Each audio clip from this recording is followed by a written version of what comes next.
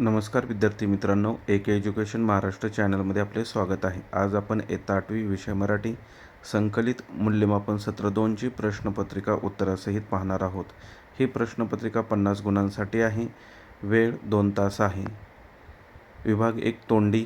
प्रश्न क्रमांक पहिला अ. तालासुरात योग्य हावभाव करून कविता गायन करा 5 गुणांसाठी. पाठ्यपुस्तकातील उत्तराचे योग्य चढउतारानुसार वाचन करणे 3 गुण.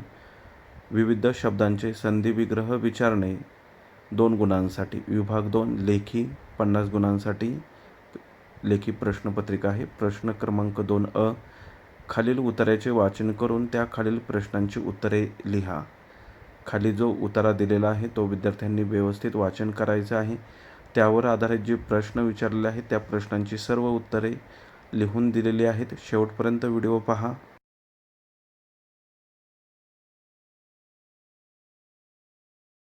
पहिला प्रश्न नावे लिहा. पाण्याच्या लाटांवर झुलणारे सूर्याचे प्रतिबिंब. ब. उतार्यात उल्लेख झालेल्या नद्या. मुळा मुठा. 2. लेखकाच्या मुलाच्या उत्साहाचा रूपांतर भीतीत का झाले? उत्तर पहा. जेव्हा नौका वेगाने धावू लागली आणि जोराने हेलकावू लागली तेव्हा लेखकाच्या मुलाच्या उत्साहाचे रूपांतर भीतीत झाले. तिसरा प्रश्न लेखकाने आपल्या मुलास भित्रट का म्हटले? उत्तर. मुलाला नौका चालवताना भीती वाटली आणि त्याने जोरात ओरडून भित्रट असे म्हटले होते कारण नौका उलटण्याची भीती त्याला वाटली होती. यानंतर पुढील प्रश्न पहा.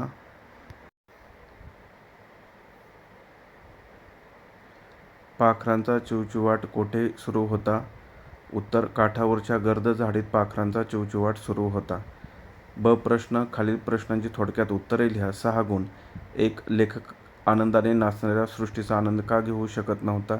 उत्तर. लेखकाच्या मनात काही वैयक्तिक दुःख किंवा विवंचना असावी ज्यामुळे सभोवतालच्या निसर्गातील चैतन्य आणि आनंद त्यांना स्पर्श करू शकत नव्हता. 2. संत तुकाराम महाराज शब्दांचा गौरव कसा व का करतात? उत्तर. संत तुकाराम महाराज शब्दांना रत्ने मानतात. त्यांच्या मते शब्द तेच त्यांचे शस्त्र आणि धन आहे. शब्दांच्या माध्यमातूनच ते जगाला उपदेश करतात. 3. लेखिका निराश झाली तरी तिने स्वतःला का सावरले?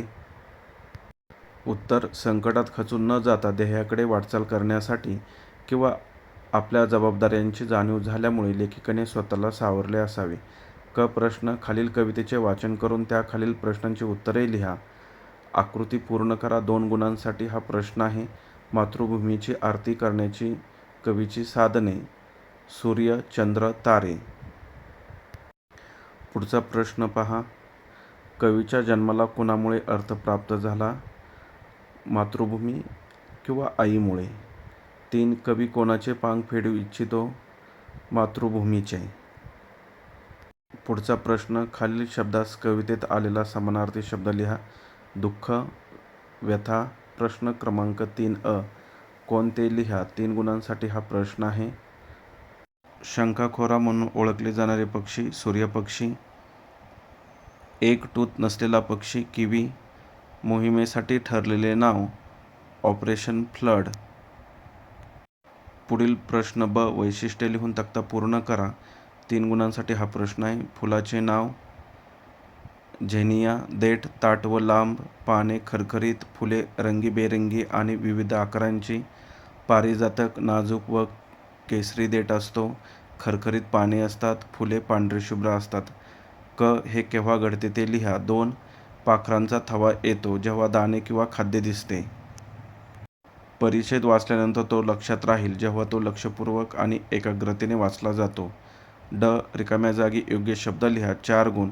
हातापायाला चिखल बाप घामामधी ओला. दुसरी रिकामी जागा. आम्ही काही काळ बसलो तरी माणसाची वर्दळ लागेना. सावता म्हणजे कृपा करी देव. दुसऱ्या दिवशी मका काढण्याचं काम पुन्हा सुरू झालं. ई. प्रश्न. कोण कोणास म्हणाले ते लिहा. 2 गुण. तुम्हाला 5 पैसे मला द्यावे लागतील. गजा आईला म्हणाला. दुसरं वाक्य. अरे हो. दोन्ही शब्द लिहिण्यास फरक आहे. शिक्षक पालक मुलाला म्हणाले. प्रश्न क्रमांक 4 अ. खालील म्हणी पूर्ण करा. 1. मूर्ती लहानपण कीर्ती महान. झाकली मूठ 1.25 लाखाची. ब. प्रश्न. खालील शब्दांचा विग्रह लिहा. 2 गुणांसाठी हा प्रश्न आहे. भाजीपाला, भाजी आणि पाला. गजानन, गजाचे आहे आनन. क प्रश्न, कृती पूर्ण करा. सावळाचा रंग तुझा पावसाळी नभापरी. उपमान, तू तुझा रंग उपमे पावसाळी नभ. पुढील प्रश्न, खालील अलंकारिक शब्दाचा अर्थ लिहा. अष्टपैलू, सर्वगुण संपन्न, उंबराचे फूल, दुर्मिळ वस्तू. पुढील प्रश्न, ई भुजंगप्रायात वृत्ताची 2 लक्षणे लिहा. 2 गुण. 1. अक्षरसंख्या हे एक अक्षर गुणवृत्त आहे.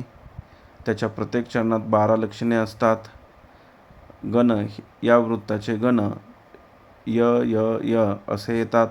प्रश्न क्रमांक 5. पुढील उत्तराचा 1/3 सारांश लिहून शीर्षक द्या. 4 गुणांसाठी हा प्रश्न आहे. विद्यार्थ्यांनी व्यवस्थित उत्तराचं वाचन करायचं आहे आणि त्याचा सारांश लिहायचा आहे. उत्तर लिहिण्यासाठी इथे जागा दिलेली आहे, त्यामध्ये तुम्ही उत्तर लिहू शकता.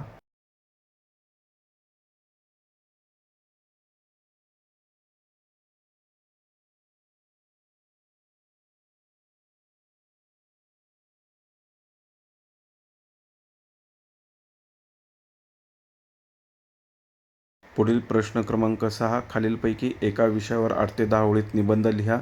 4 गुण. मी नदी बोलते किंवा पावसाळ्यातील एक दिवस.